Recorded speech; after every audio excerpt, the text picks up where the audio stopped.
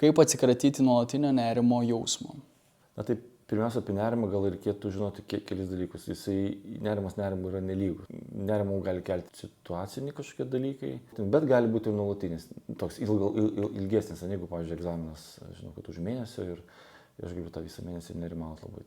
Pirmu atveju gali gal labiau padėti ir tokie dalykai kaip kvėpavimo praktikos, kokios nors meditacija, vizualizacija ir taip toliau. Tam momentiniam tokiam labiau besitęsianti, nuo jaunystės gali būti, nuo vaikystės gali būti. Tai po to nerimų bus daugiau kažko, nes nerimas dažnai yra tokia pirminė reakcija, po jo bus kažkokios situacijos mano istorijos, kurios dėl vienokių ir kitokių priežasčių buvo ar nuslopintos, ar nustumtos į pakraštes.